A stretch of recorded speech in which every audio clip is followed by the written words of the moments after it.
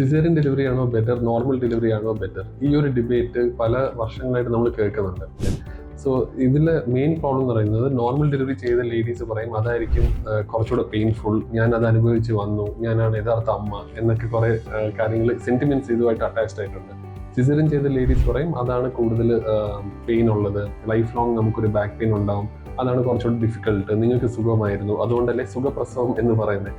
ഇങ്ങനെ കുറേ കാര്യങ്ങൾ തമ്മിൽ അടികൂടും. പക്ഷെ നമ്മൾ മനസ്സിലാക്കേണ്ട കാര്യം എന്ന് പറയുന്നത്, ഈ ഒരു ഡിസിഷൻ സിസേറിയൻ വേണോ അതോ നോർമൽ വജൈനൽ ഡെലിവറി വേണോ എന്നുള്ളത് നമുക്ക് തീരുമാനിക്കാൻ പറ്റുന്ന ഒരു കാര്യമല്ല.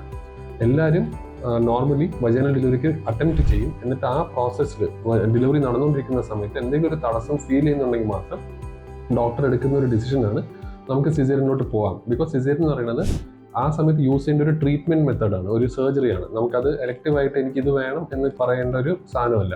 അപ്പോൾ ഈ ഒരു ഡിസിഷൻ എപ്പോഴും ഡോക്ടറിന്റെ പുറത്ത് വിടുക.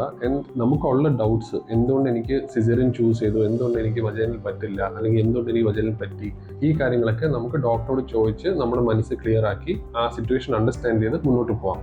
അതായത് ലാസ്റ്റ് മിനിറ്റിൽ നമുക്ക് സിസേറിയൻ വേണ്ടി വരും എന്ന് ഡോക്ടർ പറയുമ്പോൾ ഇല്ല എനിക്ക് നോർമൽ തന്നെ മതി എന്ന് പറഞ്ഞ് വഴക്കുകൂടി ആ സമയത്ത് ഒരു സിറ്റുവേഷൻ ഉണ്ടാക്കാതിരിക്കുന്നതായിരിക്കും ഏറ്റവും നല്ലത്.